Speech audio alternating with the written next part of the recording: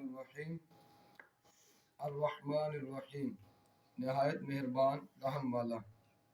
رحمان اور رحیم یہ اللہ تعالیٰ کے دو صفاتی نام ہیں۔ رحمان کا معنی ہے نعمت عطا کرنے والی وہ ذات جو بہت زیادہ رحمت فرمائے۔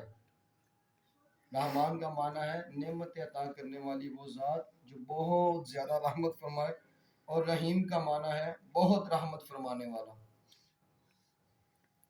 اور یہاں پر ایک مسئلہ سماعت فرمائے کہ کسی کو رحمان، خالی رحمان کہنا کیسا ہے؟ رحمان جو ہے وہ کسی کو نہیں کہہ سکتے، کیونکہ یہ اللہ تعالیٰ کا صفاتی نام ہے، ذاتی نام ہے۔ اور رحیم جو ہے وہ کہہ سکتے ہیں، کیونکہ قرآن میں بھی اللہ نے اپنے محبوب کو فرمایا ہے لَقَدْ جَاءَكُمْ رَسُولٌ مِّنْ أَنفُسِكُمْ عَزِيزٌ عَلَيْهِ مَا عَنِتُّمْ حَرِيصٌ عَلَيْكُمْ بِالْمُؤْمِنِينَ رَءُوفٌ رَحِيمٌ۔ یہاں پر اللہ تعالیٰ نے نبی پاک علیہ السلام کو رؤوف بھی کہا ہے، رحیم بھی کہا ہے۔ اللہ تعالیٰ کی وسیع رحمت دیکھ کر گناہوں پر بے باک نہیں ہونا چاہیے۔ حضرت ابو عبداللہ محمد بن احمد قرطبی رحمۃ اللہ علیہ فرماتے ہیں کہ اللہ تعالیٰ نے رب العالمین کے بعد اپنے دو وصف رحمان اور رحیم بیان فرمائے۔ اس کی وجہ یہ ہے کہ جب اللہ تعالیٰ نے فرمایا کہ وہ رب العالمین ہے، تو اس سے سننے اور پڑھنے والے کے دل میں اللہ تعالیٰ کی عظمت کی وجہ سے اس کا خوف پیدا ہوا۔ کہ جو سننے والا تھا، جب رب نے فرمایا رب العالمین، اس کی خوف، اس سننے والے کے دل میں اللہ تعالیٰ کا خوف اور اس کا رعب اور دبدبہ پیدا ہوا۔ تو اس کے ساتھ ہی اللہ تعالیٰ نے اپنے دو اوصاف رحمان اور رحیم ان کو ذکر فرمایا، جن کے ضمن میں اللہ تعالیٰ کی اطاعت کرنے کی ترغیب ہے۔ اور یوں ترہیب اور ترغیب دونوں کا بیان ہو گیا، ترہیب بھی ہو گئی، ترغیب بھی ہو گئی۔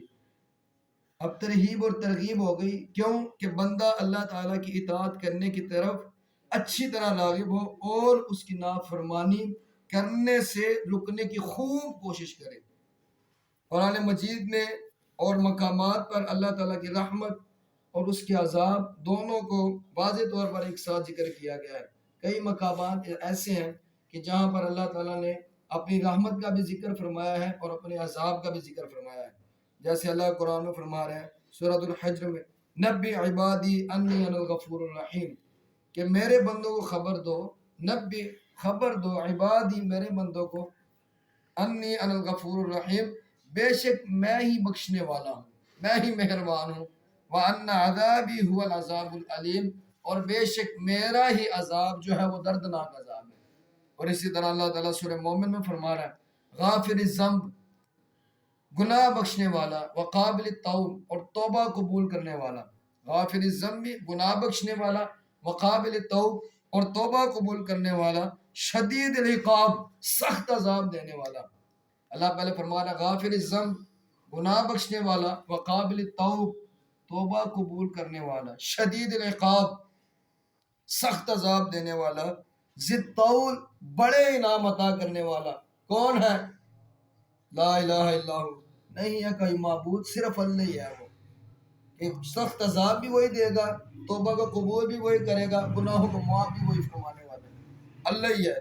الیہ المصیر، اور اسی کی طرف ہم نے پھرنا ہے۔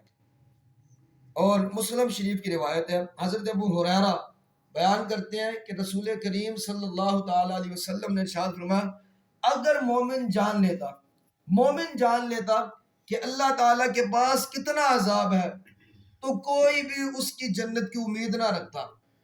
کہ مومن کو یہ پتہ چل جاتا، مومن کو اس بات کا علم ہو جاتا کہ اللہ کے پاس کتنا عذاب ہے، اس کا کتنا عذاب ہے، تو کوئی مومن جنت کی امید نہ رکھتا۔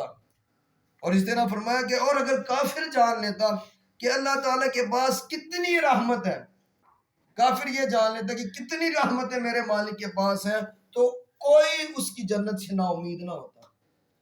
کہ مومن کو پتہ چل جاتا ہے کہ کتنا عذاب ہے اللہ کے ہاں، تو وہ کبھی جنت کی امید نہ رکھتا۔ اور کافر کو پتہ چل جائے کہ اللہ تعالیٰ کے پاس کتنی رحمت ہے، تو کوئی بھی کافر اللہ تعالیٰ کی جنت سے نا امید نہ ہوتا۔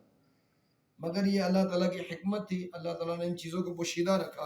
لہٰذا ہمیں چاہیے کہ ہم امید اور خوف کے درمیان رہیں، امید بھی ہو اور اللہ کا خوف بھی دل میں ہو۔ امید یہی ہو کہ یار اللہ انشاءاللہ مجھے بخش دے گا، مگر ایک طرف گناہوں کا خوف بھی ہو کہ یار گناہ گار میں میں بڑا ہوں، جیسے اللہ نے فرمایا سورۃ المومن میں کہ کافر ذنب بھی گناہ بخشنے والا، توبہ قبول کرنے والا، سخت عذاب دینے والا، بڑے انعام عطا کرنے والا اللہ ہی ہے۔ تو دونوں کے درمیان ہمیں رہنا چاہیے، امید کے درمیان بھی اور خوف کے درمیان بھی۔ اللہ تعالیٰ کی بارگاہ میں دعا ہے کہ جو ہم نے سنا اس پر عمل کرنے کی توفیق عطا فرمائے۔ وما علینا الا البلاغ۔